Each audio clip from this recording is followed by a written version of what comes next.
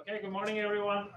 It's my pleasure to get to host today's speaker on behalf of Professor Papadopoulos. Today, I think, is a very fun, I mean, all of them are fun, but today is especially fun as well. Today, we have Omer Yohay from Data Blanket giving a talk. He was the co-founder and CEO of the company called Aviation. I think this is the Alice aircraft. Yep. Sort of a very exciting, for many reasons, company looking at electric aviation, especially sort of mid-scale aircraft. Currently, he's the CEO of Data Blanket. Data Blanket is a real-time AI-driven platform for firefighting. I think a lot of UAV-style utilization, etc. Omer comes to us through Ernest Severo. Ernest, friend of the department, university, founder, and I'm not sure exactly what your title is at JetPerfect, but he runs the JetPerfect Foundation, and a friend of the department, and he made this connection. So thank you, Ernest, and welcome to all of the JetPerfect members. It's an honor to be here. As well, thank you. For the freshman A1 students, we have the sign-up sheet. You need to sign it. Please make sure you sign it. I'm going to start here at the front. It's going to sort of snake its way around. Eventually, make sure I get it back, please, for everyone's sake, right? And then please make sure this comes back to me. So just pass it along. And then at the end, there's 6 of you that are going to join us for lunch. Just make sure to come find me directly after, okay? Good. And with no further ado, There we go. Awesome. Whew. So thank you. I guess I need to be fun. That's kind of didn't tell me that. Hi. Thanks for kind of taking the time today. And I was just joking with Ernie and the team. It's been a while since I've been in a class setting, so bear with me. But a few kind of ideas before I kick it off. There is a lot that I'm going to cover that has to do with what happened to me as a, I guess not engineer, but physicist, pardon that, and as a manager and in the industry of aerospace. I suspect it might be interesting. So ask questions, right? This is not a, hey, here is a dump of stuff, and at the end, if you have a question about Article 17b, ask. No, just, say something, lift your hand, whatever. It's not very long, and it's very, I think, could be very engaging, so just feel free to do that. Let's maybe start with this picture. So, as Mark said, this is the Alice. This is a plane. I think this picture was probably taken around 2021, maybe 2022. This is a plane that Aviation aircraft built up here in the West Coast in the state of Washington. So Arlington, Washington is the airport here. And it's in, well, this specific one was 17.8 thousand pounds, all electric, 11 seats, so 2 crew, 9 passengers. And you know what? Let's start with the fun part of it, because it actually flew, right? The plane that you see here is roughly 750 kilowatt hour in battery. So almost half the weight of the plane, 43% if you don't count the cooling system, 43% of the weight is battery, 10 Teslas, give or take. This is the first flight that was actually taken in Moses Lake, again, Washington State. And it was beautiful. It's not just a beautiful day, it's a beautiful thing to do and time to be. Like if your dream in 2014 was to maybe build an all-electric commuter plane, seeing it fly is, I think the only equivalent is having a kid. It's like there's nothing like it. And I do have 3 girls, and they know that I actually have 3 kids. So that's okay. What I want to talk to you guys about today has to do not just with this plane or with kind of an idea of becoming a real thing in aviation. It has to do with the concept of what it is to be an aerospace engineer, what it is to work in this industry, and what you can dream to become. And I think, again, even thinking about, okay, someone's going to define what I can dream to become. No, you tell us what you can dream to become. But I think it's important to understand that you're studying this, and I was really excited when I heard that that Berkeley decided to refocus and maybe give a deeper basis to the way he trains aerospace, I got excited because it doesn't happen in a vacuum. You're doing this in a very, very exciting time in the industry.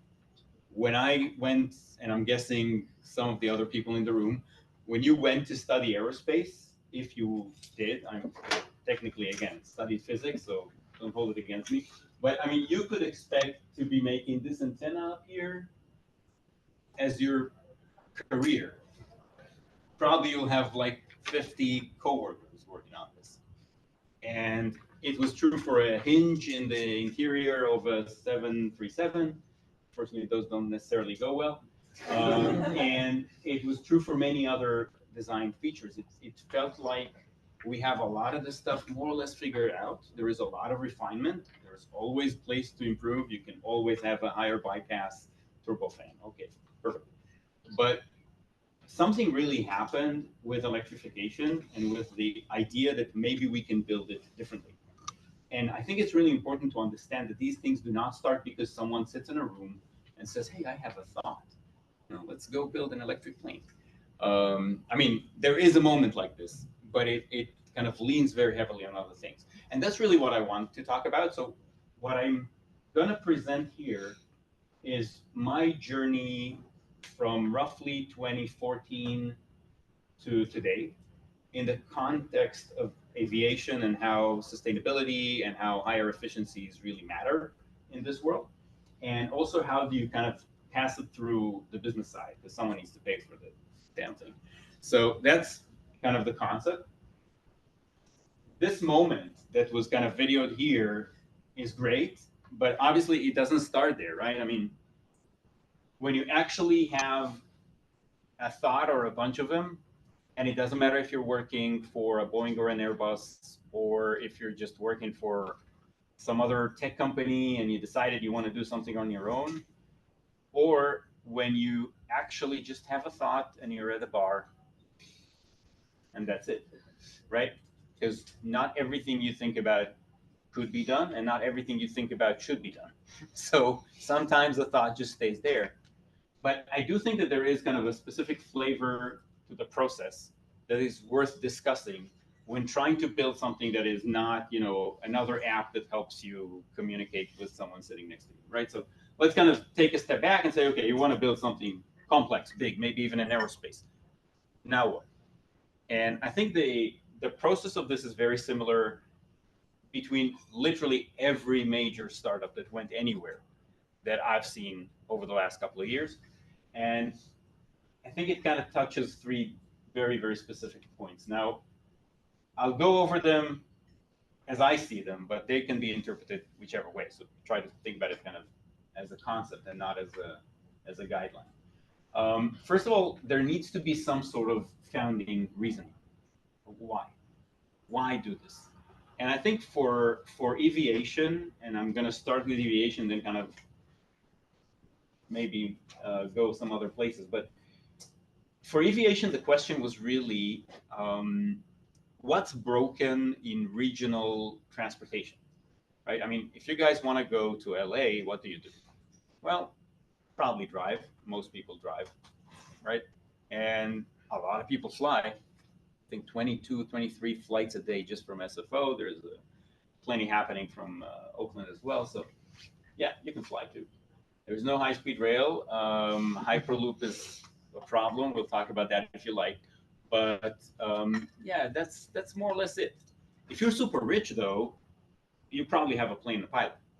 Now, if you think about it, when you were super rich in the year 1900, you had a driver and a car. But if you weren't, you didn't, right? So things like there were paradigm shifts happening in the last century and a half that were very, very dramatic to the way people actually live their lives. Think about it for a second. Think about the car, okay? Just kind of anecdotally for a second. Do you know where let's say you are super rich and you have a car in New York City in 1904. Where do you get gas? Any idea? The early cars, were they not electric? So there were a few electrics because it was really hard to get gas at high quality and distribution. And also, well, gas cars were really bad and electric cars were just as bad. So it didn't make much sense. But any idea where you got car? No, you I think I know. Yes. Pharmacies. Wow. Gas was dispensed in pharmacies because you would use it for other things. And that was the place where they know how to hold those sorts of materials that were not exactly okay to leave in a supermarket. So, pharmacies. The first gas station in the US was built in 1904. There were cars roughly 15 years before that. Weird cars, but cars. And people would go to pharmacies. So it wasn't commonplace. It wasn't the way to get everywhere. Can we think about another problem and say, wait a minute, this could be?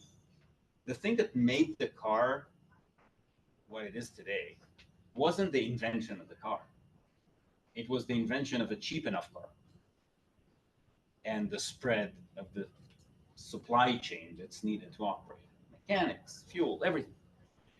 Can we look at other problems today and think about them the same way? And I thought in the beginning with myself and a glass of beer, but later with a bunch of friends, that we can probably look at what's happening at aviation at the personal level, not hopping on a plane with 150 other people, but hopping on a personal plane or something like that, like a car-sized plane. I can probably look at this and say, if only this was super easy to do, economy, super cheap, probably not the maintenance of a jet and the fuel cost and the whatever. So maybe electric, but let's talk about this. And somehow more accessible, so maybe from every rooftop, VTOL. The entire explosion of electric propulsion in aviation, eVTOLs, and honestly, long-term hydrogen, we'll talk about this in a second, begins in this founding reasoning. Can we build something that takes you quickly, easily, cheaply, and in an accessible way from here to LA? And is it a Joby eVTOL thing? Well, it's a bit far, it's a bit slow, but maybe. Or is it an Alice? Go to an airport. The founding principle or the founding reasoning of an electric propulsion commuter aircraft of this size, roughly 9 passengers, and we'll talk about that too in a second, was I think we can do better in the regional. We can do cheaper, we can do more accessible, we can do more sustainable, not because it's green. Green is great, it's important, but if you're a tree hugger, you're not going to be, in a second, if you're a tree hugger, you're not going to be raising enough money to build an aerospace program, right? So it needs to make economic sense. Go ahead. How do you intend to manage air traffic and stuff? That's a good question. So once you have your founding reasoning, then what you really want to start doing in your head with that beer is try to kill it. Kill it fast. If it's a stupid idea and there is a really good way to kill it, you better find it before someone else does, and before you took a lot of money and got a lot of employees and found it down the road. So air traffic control sounds like a problem. It's actually not. There aren't a lot of aircraft being managed today, and I am kind of very familiar with this as a pilot, but a lot of people just don't have a good sense of what the numbers are. So you can do research and understand that for a second. But if you think about it, how today do you kind of fly over San Francisco? Let's say you have a helicopter, you want to fly over San Francisco and get to this side of the bay. Okay, what do? You go on the radio, right? And you talk with words over radio signal to people that might be listening, and you see signals from other planes that are there, and you try not to bump into them.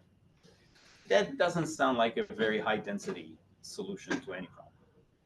A lot of the way we manage stuff today, and again, I'm not talking about change, it's still going to be infinitely difficult to change, right? Because there are plenty of pilots and they care about what they do, and there's a whole industry around it with aviation and yada yada. But at the end, we're not at anywhere near the edge of capacity anywhere, just anywhere.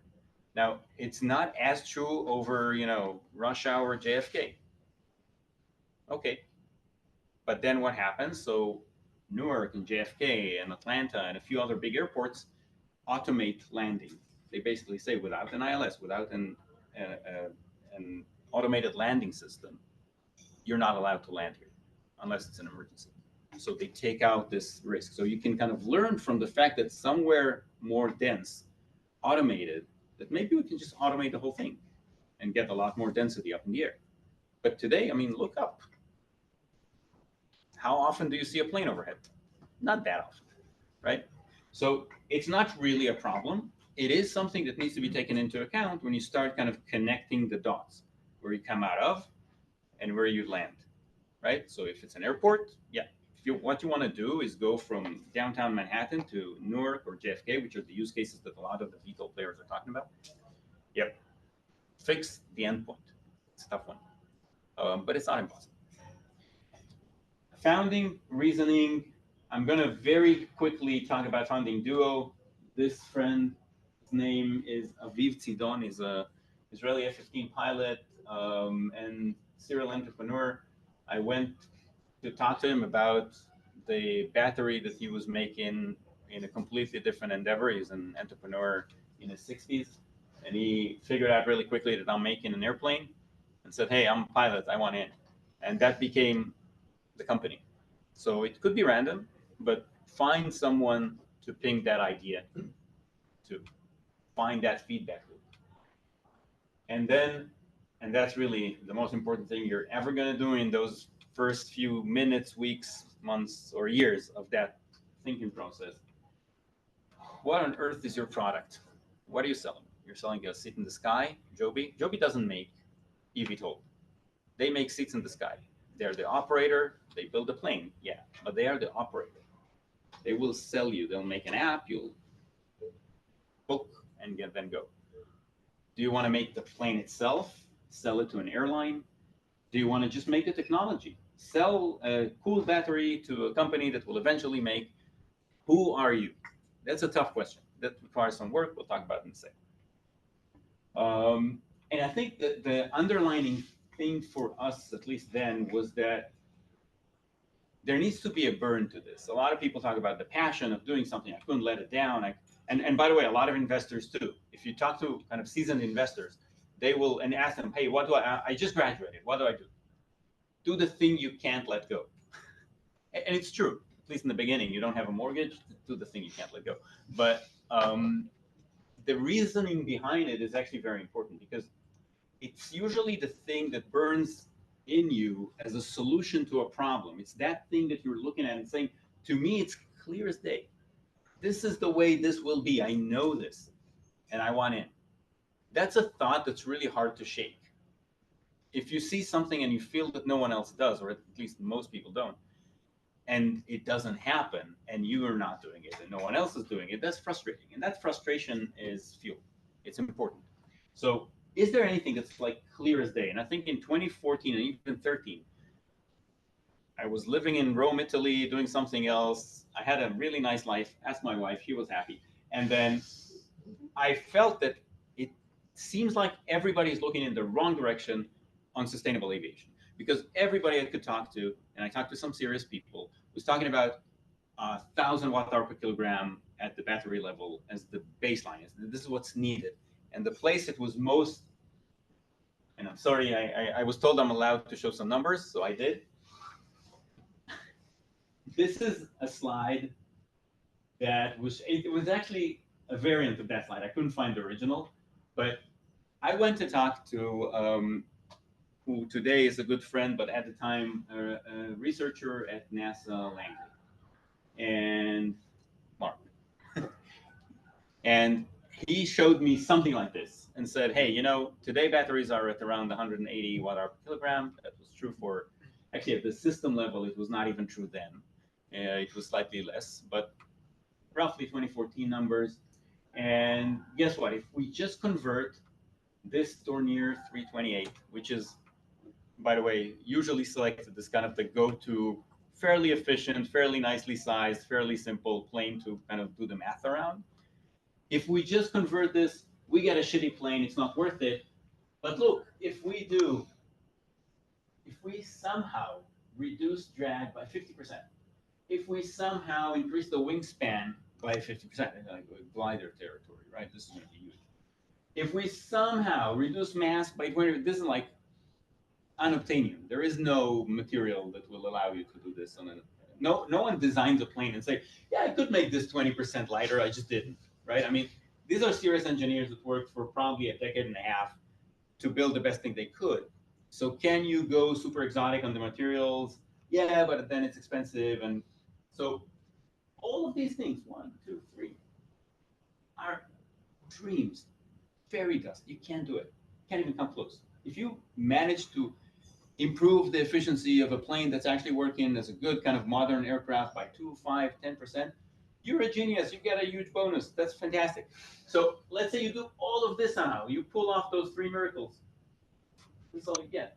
The range on electric just is so terrible because the battery is so heavy. But if you only double the energy density of the battery, bang. By the way, if you take the original thing and you triple, or I guess more, yeah, well, double twice, the energy density of the battery, you get a usable aircraft already. So energy is the most important thing, and you can make a lot of effort on every other front, and it won't matter much. That was kind of the depressing side of the industry. So everybody was kind of singing this song. And our thought, and this at this point was us, not me, was, well, yeah, that's great, but the Dornier and any other light, small aircraft, regional jet for that matter, is used for roughly a quarter of its range 95% of the time. No one needs to fly 1,200 kilometers in this case, or miles or whatever, pick your, no one flies that. If you're going to fly that far, take a 737. But if you're going to fly like in a 9-seater or a 20-seater, even a 75-seater, you're probably flying 400, 500, 600 miles. And if you look at kind of the global industry and the numbers, 95% of the times, a quarter of the range. That means you're not using the right tool for the job. That's your opportunity just there. I don't care about tech. I don't care how good the engineers are. I don't care what battery you're using. I don't care what stage of battery development you're at, how many times it needs to double. Because when it does, I'll do better. But I can do great with what I have today. That was the most frustrating thought I've ever had. I had a few since, but at that point, it was, I have to do something about it. So I talked to that dude at NASA. I went to some conferences, and I found that, well, not a lot of people are really doing this. So we came up with a design. We thought and said, okay, let's build something the size of a car. Let's make it fairly easy to fly. Let's try and grab some hype from, new materials. No one built a 9-seater seriously new for 50 years. The Cessna Caravan was designed, unfortunately, in the 50s, 60s. Everything else looks pretty much the same. If you look at a Beechcraft, King Air, if you look at the small business jets, like the Phenom or whatnot, still made in the late 70s or 80s. Anything from this century? Not really. So let's do something cool. Let's aim for 6 seats because it sounds like a car and get it done. But then something happened to us. Remember I said the most important thing you're going to decide about is a product. What are you making and who are you making it for? So we decided we want to be a company that makes airplanes, actually make it. So my clients are airlines. And then I went to meet one. This is Dan Wolf. He's the founder and CEO, well, not CEO anymore, retired, but he was the founder and 32-year CEO of Cape Air, an obscure airline maybe, but the biggest operator of 9-seat aircraft on the planet. America does that. There are some areas where kind of niches grow. And the reason I show his picture and not the picture of Scott Kirby from United or Robin Hayes from JetBlue, like any of the big CEOs of big airlines that we did meet, is because he's the one who came and said, wait a minute, all of these big players told you they might invest in you, but they don't want to build or buy your plane, right? I mean, because this is too small for them. I'm actually a user of planes of this size. I have a fleet of 120. You can't build a 6-seater. because 5 minutes later, someone's going to build a 7-seater, and then an 8-seater, and then a 9-seater, and then they'll stop. You know why? Because regulation says that over 9 passengers, you need a second pilot, and that becomes expensive. So there is this invisible wall, and you either go all the way to the wall or don't even start. And that was, oh, wait a minute, redesign, yada, yada. So listen to the client. And then comes the real fun part. And here, please ask whatever you want. We started off building a weird design and honestly crashing it a lot. We flew roughly 1,200 flight hours a year on different kinds of sizes of drones or whatever. That's a lot. And we failed a lot. And it's great because you learn. And then once we decided this was probably a bad idea, we went into a radical redesign, and you can see that kind of things grow, and we started building something big, something the size of an actual aircraft, because there is so much learning in every stage. You think that you can do this first time right. Some companies can after years and years and years in the business, but this is what building a fuselage with your hands looks like. This is actually a shipyard in France, of all places, because it made sense, because the next time we wanted to show this was the Paris Air Show. So why move something you can build in France, right? So a lot of decisions happening, but there's a monocoque, obviously composite body. It's actually pretty advanced in terms of not having too many rivets and not a lot of kind of panels and construction. But as you can see, it's a lot of work. Yeah, you need to paint it. When this was done, pardon my kind of run up, and it goes to assembly, you add avionics, and we started figuring out the battery, which was a whole other hurdle.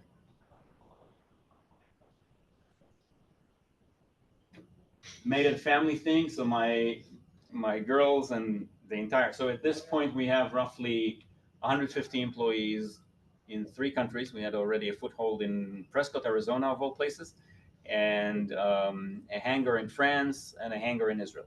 This was kind of the footprint of the company. Go ahead. How much money? Building this aircraft cost about $14 million, 1.4. And by that time, we've raised 55-ish. And I'll show you why it matters in a second, because it didn't end well for this aircraft. Related, where do you secure that kind of funding for a project like this? A whole other talk, but so there are many paths to take when starting a new business. You can kind of bootstrap and make some money with projects, doing engineering or supporting or whatever. You can be ridiculously rich and just get some money from family and friends and get to the point that you can do something significant. Or you can go and work with either venture capital funds or, let's say, the venture capital arms of bigger companies. There are pros and cons for each. We've been a bit early, so the concept of going to a VC fund and saying, hey, we actually think one day everybody's going to talk about electric whatnot, and they're going to go public in the 2018 timeframe and be worth $1 billion. Sounded a bit drunk. I was kicked out of a lot of rooms, and we got to the point that we have mostly like high net worth individuals that said, okay, yeah, maybe, and we would like to see it happen. Let's go. So we got kind of one check after the other. The problem with this approach is that eventually you'll hit a wacko who wants to kind of be involved in every detail of engineering, even though he's an accountant. So that's not great. That said, different companies took different routes. If you look at Joby, for example, so they had Joe Ben, is a good friend, is the founder. This was his second major startup, so he already had kind of a cash flow that he could put to work. So he had some more traction built before he went out to these VCs, and he was based in the Valley, which made it a bit more, visible. So some of those kind of early stage completely crazy VCs said yes, and that kind of became a more, let's say, traditional trajectory for fundraising. And then they went public through a SPAC, which is a different story altogether. If you look at someone like Pipistrel, Pipistrel is, I would say, probably the best player out there with really small, really light all electrics, two-seaters. And they were a glider company in Slovenia before that. So they had some revenue, and they had like a good understanding of what it takes to build something that actually gets certified and used by clients. And that meant a lot. And it took them a while to get to the point they can get the firepower, the money needed to really build something big. But eventually it did happen thanks to that. So there are kind of different avenues. But yeah, that's definitely a big part of the problem. This is the plane we've built. This is actually the floor at the Paris Air Show, so it was already kind of a thing globally. It was noticed, but look what happened. We broke some more stuff. This was our biggest battery fire. For a while, it was the biggest battery fire, the biggest lithium-ion battery fire in the US, but recently the Rivian factory fire beat us. Actually, even a big Tesla semi right now would burn worse than that. This was a big event for us. So when you run a startup, you, as people like to say, move fast and break things. So yeah, that's great when you're doing this with drone size stuff, right? And you learn. And the approach, and I'll talk about failure in a second, but the approach here was that we can run really fast on the battery front if we split the effort between a ground testing battery rig that doesn't have all the safety limitations that you're going to put on, the flying thing, and the actual battery that at the time didn't yet have regulation. We needed to write some of the rules and then comply to them. It was very, very early on. And we've put a lot of those kind of methods of let's do something fast and dirty and then do the right thing over time and it will catch up, right? Trajectory, we literally call it interception. It's like, this is what we need to achieve. It will take 2 years, but we have so much to do in the middle. So let's do it in 2 years. So what burned here is actually a ground battery, but 450 kilowatt hour of it. So that's a big battery. And that was kind of a wake-up call because, again, I can't remember who asked, but this was a $14 million loss and a really, really shitty phone call to my investors. So yeah, that's not great. You do want to build anything you build to be able to survive failure. You define what's failure. Maybe it's not as dramatic, but you want your systems, you want your company, you want your baby to survive a failure too, because you're going to get them if you want it or not. And I think the way to think about it has really two avenues. When we started doing this testing, some of the engineers came back and said, hey, this is actually risky. And we did like risk analysis and we had a team, kind of a red team that looked at stuff.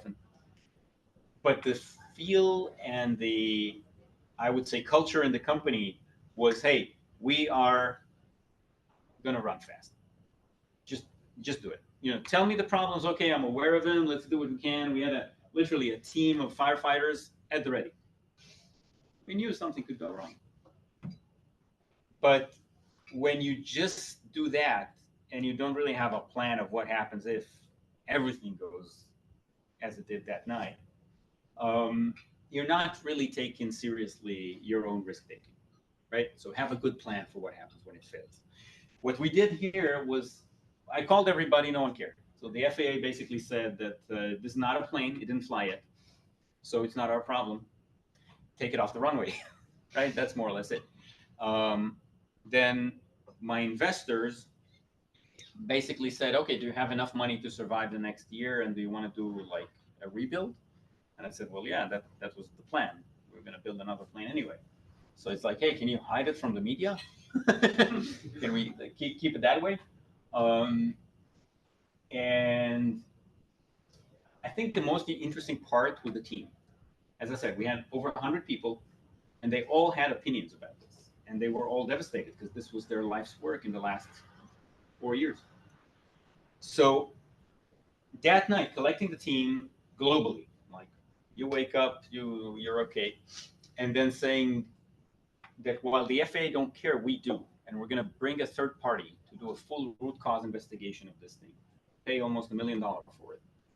And the reason was very simple. The way I saw it, and thankfully with the support of my management team, we thought that that was an opportunity to try and get two things happening. One is to make sure that we understand far better and far deeper what does it mean to plan high energy experiments and all that stuff with the batteries that were kind of early on in terms of the system. That's kind of the technical side. The cultural side, this is an opportunity to get all of those thoughts from the engineers that were thinking something's probably shitty, but we're not going to change it now. We're 4 years into this. We don't have money for this. This is not a science experiment. This is like we're building a plane. We have clients. They come visit. They literally kick the tires. We can't change the plane, right? So wrong. Every time you have major crisis, it's a singular opportunity to turn back to your team and say, hey, if you thought something was really dumb, guess what? Clean slate. We just burned the previous one. How about that? And they did, surprisingly. We had what I thought was a fabulous wingtip propulsor. It is very, very, very nice as an idea. And when we started doing the math, it even seemed like it's going to work, because if your motors are really light and don't really vibrate, the mechanical cost, the extra beef you need to put on the wing to hold the damn thing, is actually not as bad as the benefits from the aerodynamics, because you get to work against the vortices of the wingtip. But guess what? Motors don't really weigh what it says on the spec sheet. Over years in development, everything got heavier, and it made less and less sense. And some of the engineers in the company actually had that kind of light bulb moment saying, actually, it doesn't make sense anymore. But we're not going to tell the CEO to change the plane. He owns like 5 of the patents around this are mine, right? There is, and again, I'm not the only one. The CTO was like, made a career out of this. So that crisis is your opportunity to say, hey, let's build it different. And we did. And it took a lot more money and a lot more people. And you can see the facility looks better. We got a lot more serious. And we learned how to build a one-shot huge wing.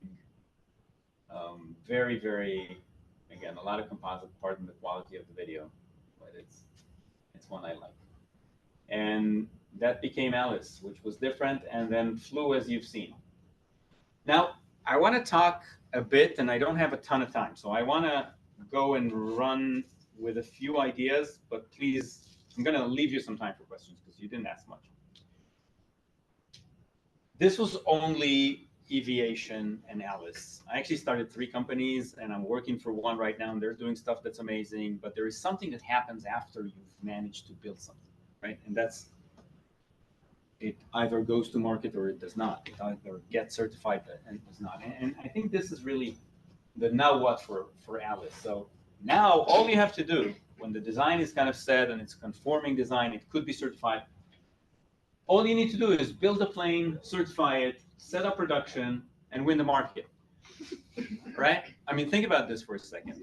If you're making cake and you've made it in an hour, do you have a business? No, you just have cake. Same thing. I mean, it's an expensive cake, but that's about it. You always need to look at what you're doing from the perspective of where will this go and how fast, and can this really create a business? And unfortunately, we do not do this enough in any industry. The downside of picking a small design is that assuming you do all of the things I just said, you build it, you set up production, you win the market, more or less 5% of the total tickets sold could be serviced by a plane like this. This is not the thing that makes the next $100 billion company Boeing thing. Not even close. And that's why when people tell you, oh, I'm going to build an aerospace program, it's going to cost $1 billion, but it's such a big market, Yeah, but how big is the part of the market that you actually address is really the question you need to ask. And that understanding was very clear to us from the beginning. We actually thought that there was market failure. The planes were very old. It was very expensive, yada, yada. It makes sense to build a small plane because it's an easy start. But the big money will come from the bigger planes down the road. That was one of the reasons, kind of, you asked about the funding. That was one of the reasons funding was so difficult, because I came in with that story. Oh, we're going to build something that loses money, but don't worry. 10 years after that, when you're dead and gone, we're going to make a ton of money building bigger planes. And I think this is happening right now in hydrogen. And that's why I think this is so interesting. So if you remember, in the very beginning, I said, hey, whenever you want to do something, get a partner, get founding reasoning, and then find your product. And think to yourself, is there something that is clear state? So yes, there is. The 80% or 88% of the market is serviced by the narrow bodies and the wide bodies of the world. By the way, it's not a lot of planes. People usually don't. I mean, anybody has an estimate of what's the total size of the fleet of everything flying that we've made? We have 100,000 Like, every day around the world. yeah, flying, but sometimes Yeah. the same plane flying twice. Right. How many actual airplanes, including hot air balloons, are out there? Give or take. 60,000? No, but you're not very, very far. It's around 400,000, including helicopters and military stuff and everything. Give or take. Roughly 150,000 are airlines or airliners. That depart internationally. Yeah, and every there day. are roughly 100, over 100, I think closer to 120K departures around the globe. Right. So it's not a big, I mean, the auto industry, people say, oh, they'll build batteries for planes. No, they won't. They build batteries for phones, and they build batteries for cars. There are not enough planes to build batteries specifically for, right? It's not a big industry in that sense, but it's a huge industry here. 4.2 billion tickets a year. That's a lot. That's the a lot you want to look at, right? So how do we do it? How do we build, and why would we build something that flies on hydrogen? And I think that's kind of the interesting question, because really in most cases, people don't look at the math. And again, I promise this is the only linear relationship in aviation you're going to look at, because it's not true. I broke off a very small part of what the question really is. When we build battery-powered aircraft, we carry the battery. The battery today, if we're lucky, is at roughly 300 watt-hour per kilogram at the cell level. Great. What does that mean compared to jet fuel? It means that we're, give or take, 1/30 of the energy density of jet fuel. That said, one benefit, we do not lose as much in conversion. Our electric motors are more efficient, so we're only 1/15. Still terrible. And the most important part, when you fill up a plane today, you do not fill it up full. You know where you're going to go. You put in just enough fuel to get there, plus some reserve, don't worry. But that's it, right? If you want to do the same thing with an electric plane, you carry that battery all the time. When you're done running the battery of the first hour, it didn't go as CO2 and other emissions through the tailpipe. You're still carrying it. You're heavy to begin with, and you're staying heavy. That means that even if batteries become 10 times better, they will not win. Now, a lot of people say, yeah, but you have to be green because it's the right thing to do for the planet. Again, not a lot of planes out there.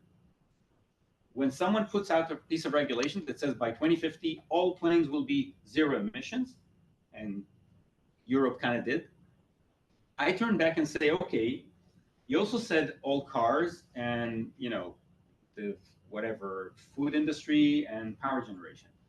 If everything is zero emissions, what's the actual impact of 400, let's say by that time, by 2050, 1 million planes?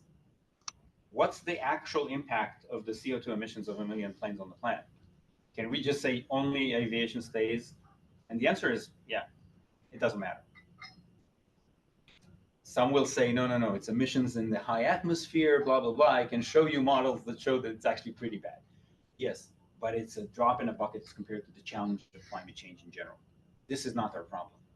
So if you want to win, you need a fuel that wins. You need a reason that is better.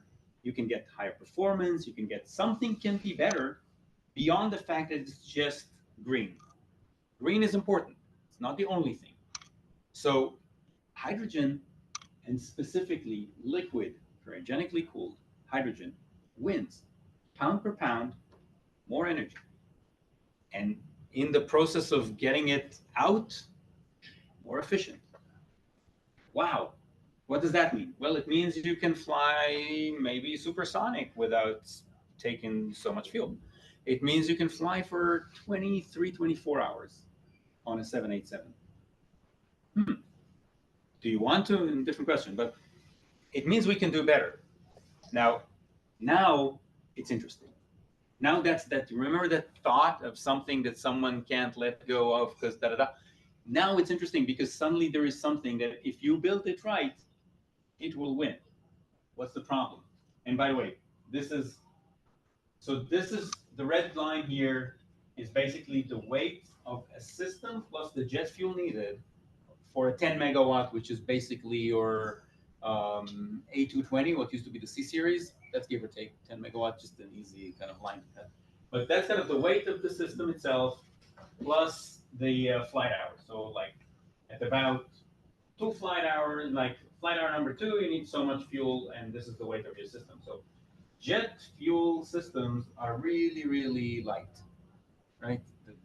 The motor itself, the engine itself. When you say system, you mean propulsion system, Propulsion not system. aircraft. Yeah, the aircraft itself, I don't care. Let's say all things considered the same thing, right? But the propulsion system is just lighter.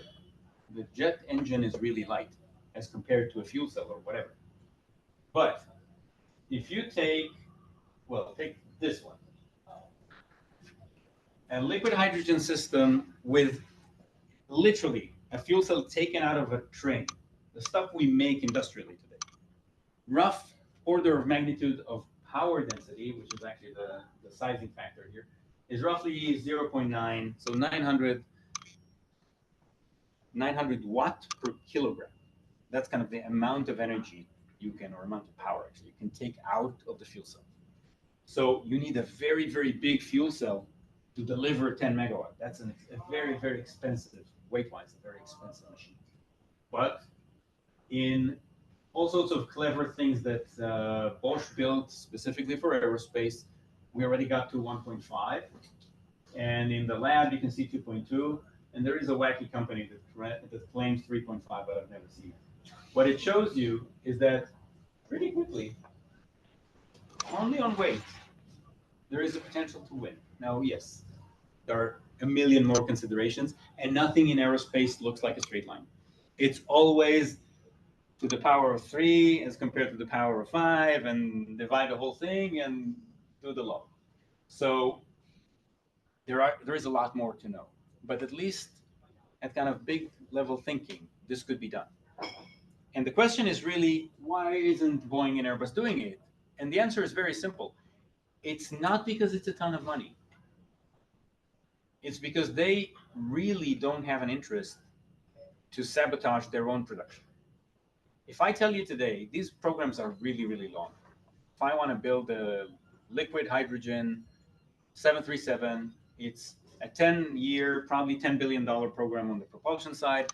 It's a 10-year, $10 billion project on the airframe. Okay, let's say you can do some of it in parallel, 15 years and 20 billion. It's not a lot of money. It's a $3 trillion market. But if I tell you that in 15 years or in 10 years, there is a new 737 that doesn't use the same fuel, that doesn't require the same infrastructure, that trains differently, that does the whole thing differently, will you buy a 737 today? Well, maybe today, yes, but 4 years before coming, 2 years before coming, no. Do you know how much money these guys make every year from selling 737s?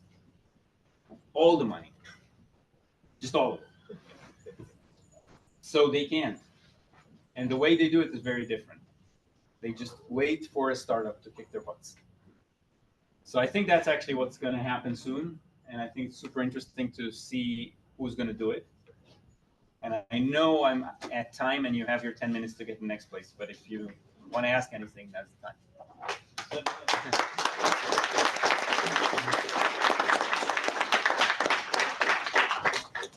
You said one of the big problems is like you're with the battery powered aircraft, you're carrying the battery the whole time. Did you guys ever consider like a replaceable battery that can have multiple different? So one of the problems with propulsion in general in aerospace is that it takes up a lot of the aircraft.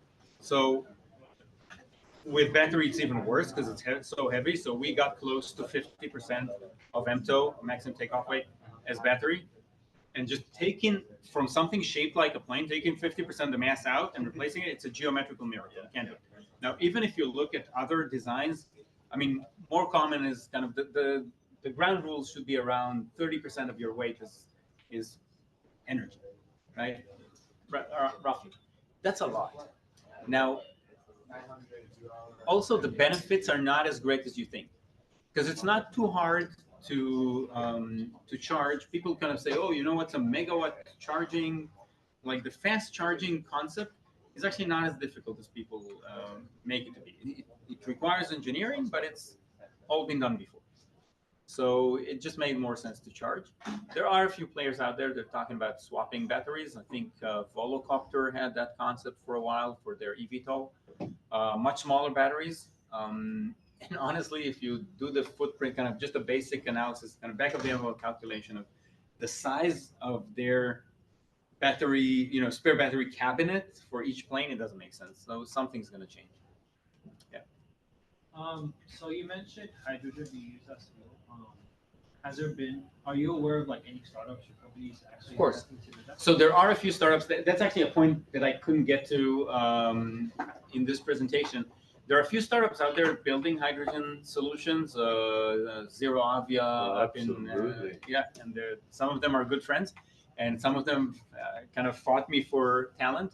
That said, they usually, because liquid hydrogen is hard, they usually use just compressed hydrogen like you would in a Toyota Mirai or whatnot. And then what I showed that chart doesn't work because you don't have the density that you have in liquid. So I'm pretty sure they're going to either change course or just fall flat on their faces. Recently, Universal Hydrogen shut down because of that exactly. But yeah, it's an interesting time. There are a few startups that are finding their way. Go ahead. Sorry. What is your current project? Ooh, it's a completely different story. It's a crime of passion. I was really upset from 2020, let's say 2020, 2021, with the wildfire situation here. And Data Blanket basically builds swarms of drones that are self-governing, self-managing, that anybody can operate. Like you don't need to be a pilot or anything, and can now identify, map, and communicate about a fire, like basically find its edges, and tell the world where it is. And I hope that within a year, we'll also have a certified, or let's say not a year, probably closer to 2 years, we'll have a certified way to actually deploy some suppressant, like to have an autonomous helicopter to come in and kills that fire. So yeah, super fun. Go ahead. So I wanted to get to know, like, what do you think the future for aviation is? Because you mentioned that for like your goal is like the narrow body, right?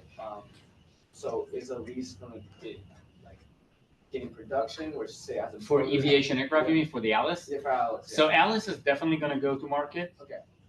I suspect it will take. I suspect certification is likely to end around 2028. Okay. It's kind of depressing, but that's life. And then it will go to market. They actually have a very, very strong backlog, so roughly $6 billion in orders, of which a significant number is actually down payments, so actual clients waiting for product. So it's not in a bad place, but I do think it will take a bit longer than expected, and I think that it's also kind of tilting towards something that's a bit more luxurious than we originally intended. This was supposed to be built like a minivan, not like a limousine. But we'll see where the market takes them. For a plane like Alice, what's the range on a full charge and how long does it take? So it really depends on what batteries will actually become part of the final product. Today, the Alice with the existing battery pack, and I'm kind of out of the loop for the last 18 months, so maybe something changed, but roughly mission of 250 miles would be reasonable mission, so they can fly probably 320, 340. I suspect that by the time it goes to market, 400 to 450 miles would be the range. What made you step off as CEO in aviation and just start new companies instead of like developing it further?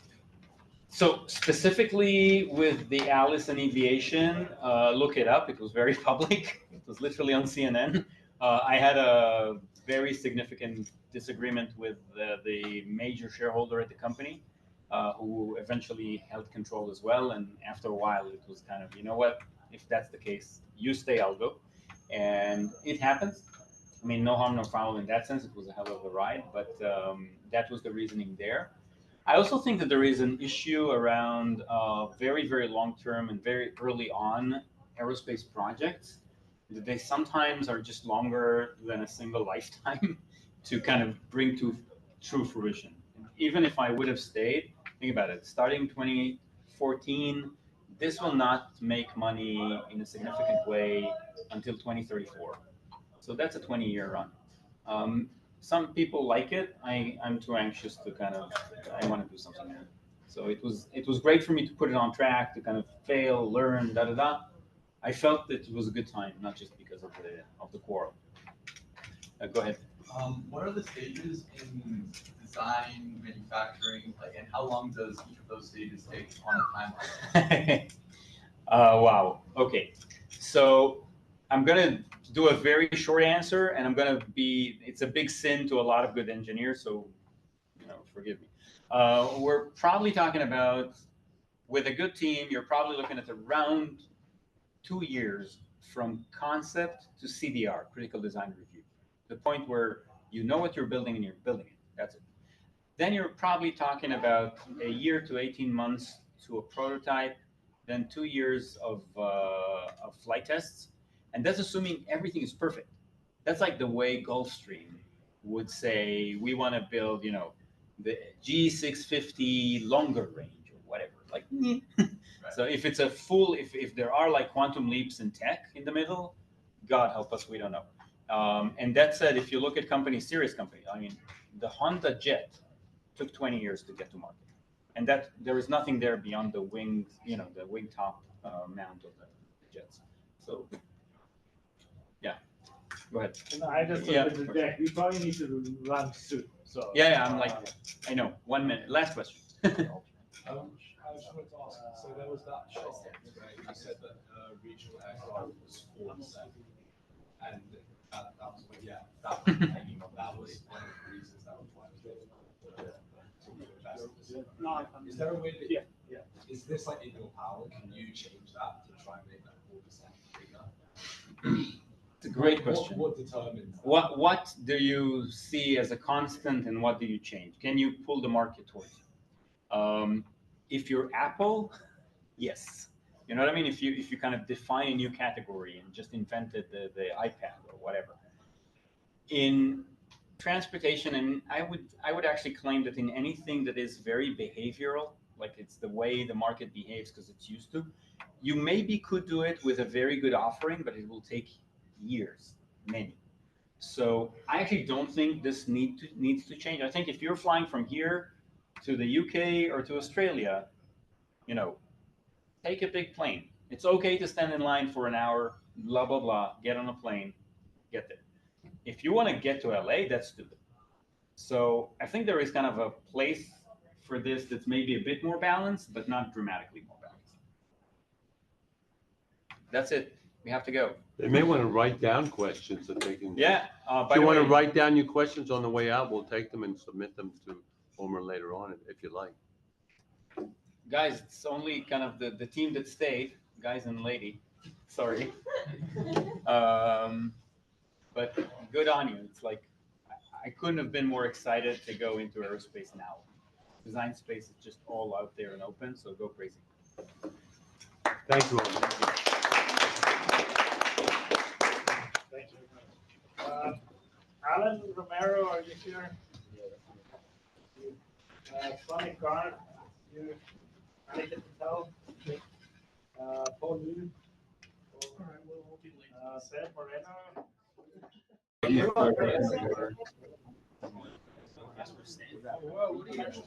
not looking, sir.